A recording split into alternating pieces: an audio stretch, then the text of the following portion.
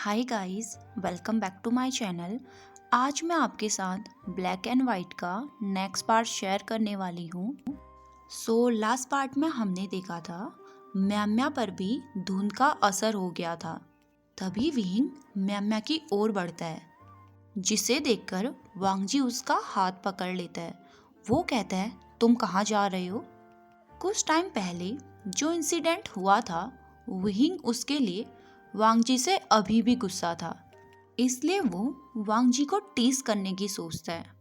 तभी वो कहता है, लंजा, तुम्हें दिखाई नहीं देता, म्याम्या पर भी नशीली धुंध का असर हो गया है, इसलिए मैं उसे खत्म करने जा रहा हूँ। तब वांगजी अपनी कोल्ड टोन में कहता है, तुम ये कैसे करोगे? जिसे सुनकर विहिंग फ्लर्टी स्माइल के साथ कहता है, जैसे तुम्हें ठीक किया था, तुम्हारे लिप्स में बाइट करके। इसलिए म्याम्या को ठीक करने के लिए भी मुझे वही मेथड अपनाना होगा। ये सुनकर वांगजी का चेहरा गुस्से में लाल हो गया था। उसने इरिटेट होते हुए कहा, विहिंग, बिहेव योरसेल्फ।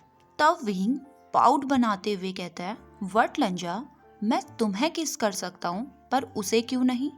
और वैसे भी म्याम्या बहुत क्यूट है, इसलिए उसे किस करने में मुझे कोई प्रॉब्लम नहीं। वो दोनों आपस में बात कर ही रहे थे, तभी विहिंग की आवाज़ सुनकर म्याम्या उसके सामने आकर खड़ी हो गई थी, जिसे देखकर विहिंग शॉक हो गया था। उसने ऑकवर्डली हंसते हुए कहा, म्याम्या, क्या तुम ठीक हो? म्याम्या विहिंग को देखकर क्यूटली स्माइल कर रही थी, जिसे देखकर विहिंग नर्वस हो गया था। और दूसरी तरफ वांगजी था, जो उन दोनों को ऐसे देखकर गुस्से में अपने दांत पीस रहा था। तभी म्याम्या विहिंग के क्लोज गई और अपने दोनों हाथों से विहिंग के गालों को पिंच करके गीगल कर रही थी। वो विहिंग के गालों को इतनी जोर से पिंच कर रही थी जिससे उसे पेन होने लगा था। वो चिल्लाते हुए कहता है, म्याम्या, छोड़ो मुझे, दर्द हो रहा है। ये सुनने के बाद म्याम्या ने उसके गालों को और भी हार्ड पिंच करना स्टार्ट कर दिया था। कुछ टाइम बाद जब दर्द की वजह से विहिंग की आंखों से आंसू आने लगे थे, तब जाकर म्याम्या ने उसे पिंच करना बंद किया। अब वो उसके गालों को सहला रही थी। ये सब देखकर वांगजी को गुस्सा तो बहुत आ रहा था, लेकिन वो चुप था, क्योंकि अभी कुछ देर पहले ही विहिंग ने उसे टीस किया था, इसलिए ये उसकी पनिशमेंट थी। तभी म्याम्या विहिंग के गालों को सहलाते हुए कहती है, जब मेरा भाई मिल जाएगा तो हम तीनों हमेशा साथ रहेंगे। ये सुनकर विहिंग ऑकवर्डली स्माइल कर रहा था। अब म्याम्या कहती है, मैं तुम्हें कभी भी जाने नहीं दूंगी, तुम सिर्फ मेरे हो।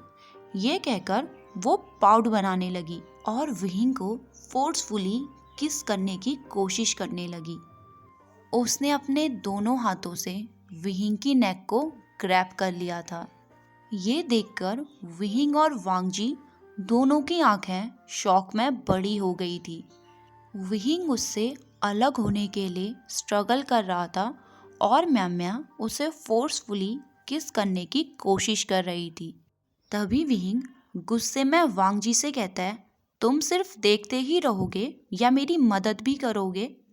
लेकिन वांगजी अपने दोनों हाथों को फोल्ड करके उससे कहता है, क्या हुआ? अभी कुछ देर पहले तो तुम कह रहे थे कि म्याम्या बहुत क्यूट है और उसे किस करने में तुम्हें कोई प्रॉब्लम नहीं, तो अब क्या हुआ? ये कहकर वो एक डीप स्माइल करता है। विहिंग काफ़ी स्ट्रगल कर रहा था। जब वांगजी को लगा उन दोनों के लिप्स काफ़ी क्लोज हो गए हैं, उसने फोर्सफुली विहिंग का हाथ पकड़ के उसे अपनी ओर खींच लिया, जिससे फाइनली विहिंग की जान में जान आई थी।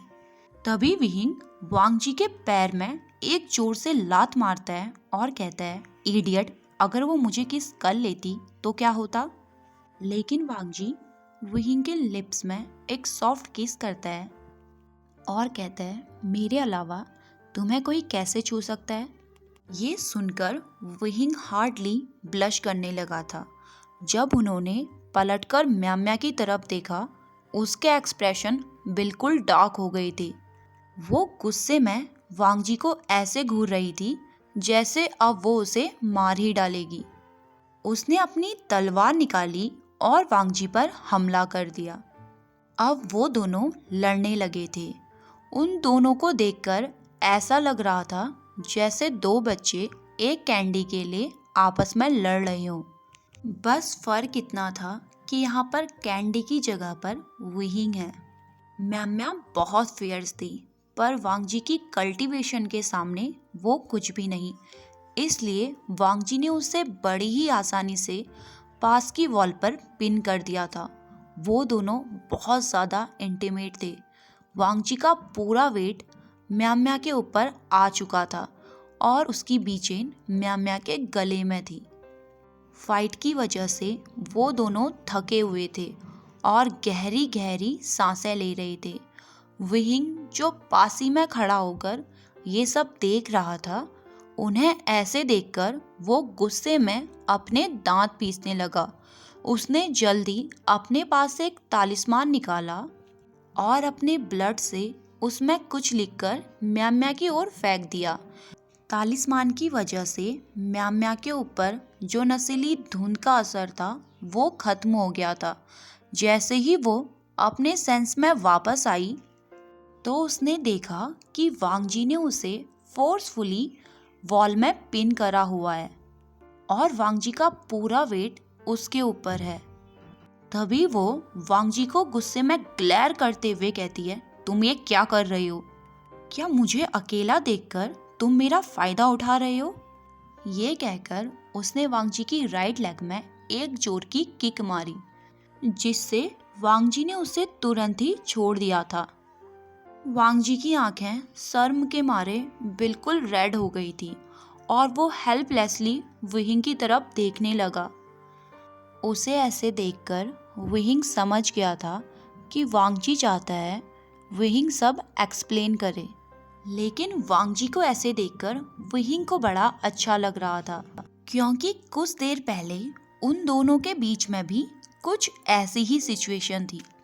वो वांगजी था जो विहिंग का फायदा उठा रहा था और होश में आने के बाद उसने सारा इल्जाम विहिंग के ऊपर डाल दिया और खुद इनोसेंट बन गया।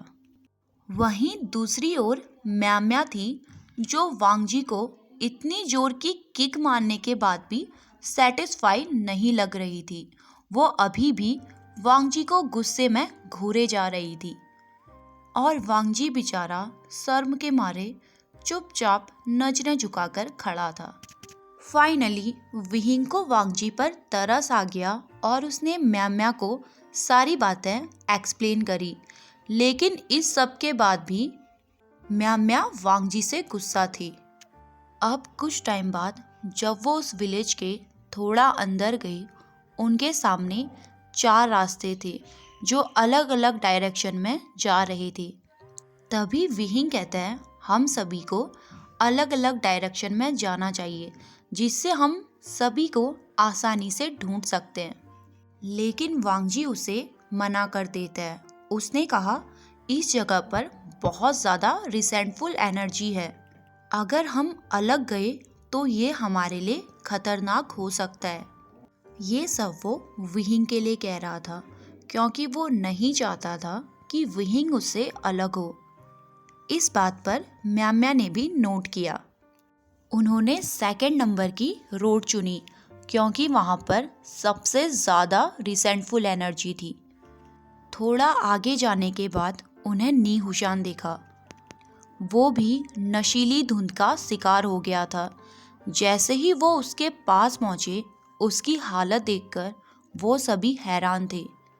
वो एक लकड़ी के खंबे के सहारे बैठा हुआ था। उसने अपने घुटनों को हक कर लिया था और अपना सर घुटनों में रखकर जोर जोर से रो रहा था। वो बड़बड़ाते हुए कह रहा था, मुझे मत मारिए, मेरी कोई गलती नहीं है। मैंने उसे नहीं तोड़ा, मैं तो बस खेल रहा था। वो दर्द में ऐसे चीख रहा था जैसे उसे बेरहमी से कोई पीट रहा हो। जैसे विहिंग उसे शांत करने के लिए उसके पास जाने लगा, वांग जी ने उसका हाथ पकड़कर उसे रोक लिया। हुशान की ऐसी हालत देखकर वहींग की आंखों में आंसू आ गए थे। वो अपनी भीगी हुई आंखों से वांग जी की तरफ देख रहा था। वांग जी ने उससे कहा, उसे रोने दो, ये उसकी बचपन की बुरी यादें हैं जो उसने अपने दिल में कहीं दबा कर रखी हैं, इसलिए कुछ देर उसे अकेला छोड़ दो। वहींग को हुशान की ऐसी हालत देखकर बहुत बुरा लग रहा था, लेकिन अभी उसे रोने की जरूरत थी जिससे वो अपने ट्रॉमा से बाहर निकल पाए। लगभग 15 मिनट तक हुशान ऐसे ही रोता रहा।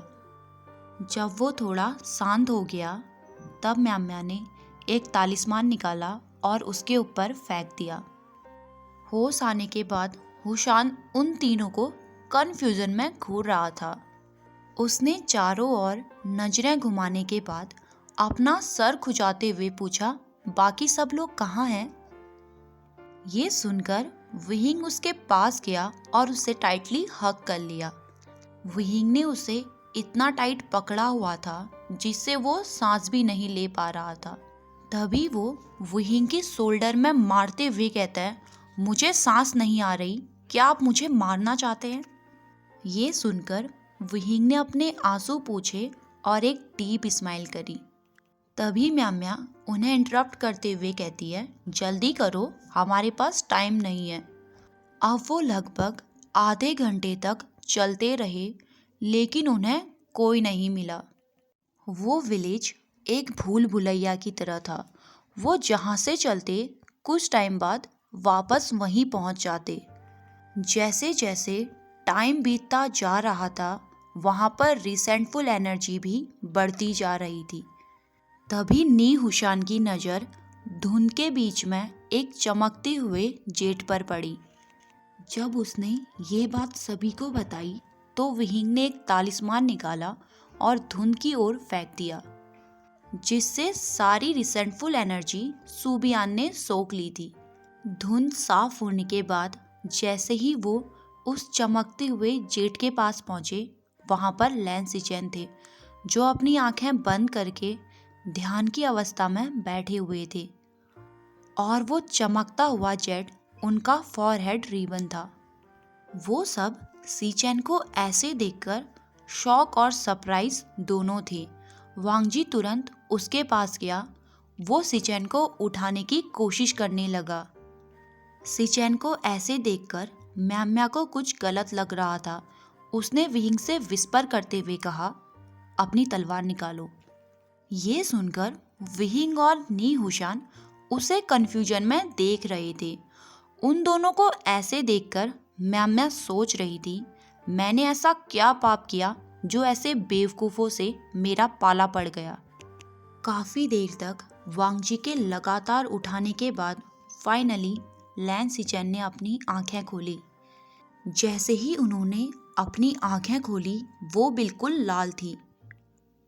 उनके एक्सप्रेशन गुस्से में भरे हुए थे और सबसे अजीब बात ये थी कि उनकी बॉडी से ब्लैक स्मोक निकल रहा था।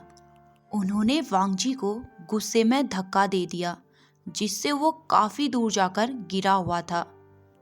तभी म्याम्या सबको अलर्ट करते हुए कहती है, तैयार हो जाओ। अब म्याम्या और वांग जी ने सिचेन से लड़ना शुरू कर दिया था। दूसरी तरफ हुशान और वहींग उन दोनों को लड़ते हुए देख रहे थे। वहीं नी हुशान डर के मारे अपनी उंगलियां चबाने लगा था। सिचेन अकेले ही उन दोनों पर भारी पड़ रहे थे क्योंकि उनकी कल्टीवेशन उन दोनों से काफ़ी हाई थी।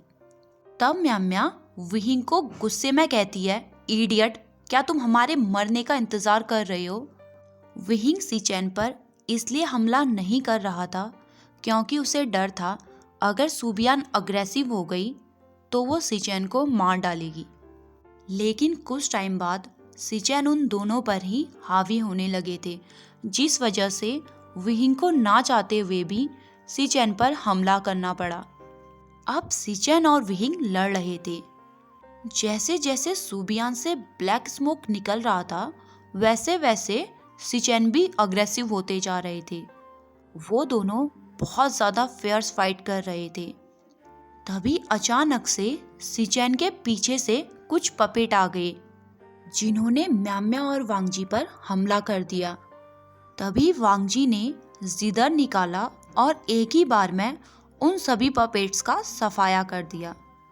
जैसे ही वो पपेट मारे गए, उसके कुछ सेकंड बाद ही वहां पर सैकड़ों पपेट्स और आ गए थे। वो पिछली बार से 10 गुना ज़्यादा थे। उन सभी को अकेले हैंडल कर पाना म्याम्या और वांगजी के लिए बहुत मुश्किल था।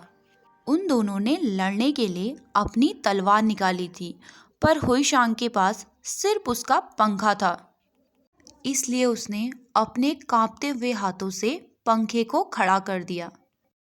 ओके गाइस, आज के लिए बस इतना ही। आज का पार्ट कैसा लगा मुझे कमेंट बॉक्स में ज़रूर बताइएगा। एंड गाइस, अब जैसे जैसे स्टोरी आगे बढ़ती जाएगी वैसे ही वैसे हमारे वांगशान के रोमांटिक सीन भी बढ़ते ही जाएंगे। सो गाइस, स्टोरी लाइन कैसी लग रही है मुझे ज़रूर बताना। एंड मिलते हैं हमारी नेक्स्ट वीडियो में। तब तक हंसते रहिए, मुस्कुराते रहिए एंड खुश रहिए। Bye bye, good night. And हाँ, प्लीज़ गाइस, मेरे चैनल को सब्सक्राइब करना मत भूलिए। अब हैप्पी न्यू ईयर आने वाला है यार, तो प्लीज़ प्लीज़ प्लीज़ मेरे न्यू ईयर को भी हैप्पी कर दीजिए मेरे चैनल को सब्सक्राइब करके।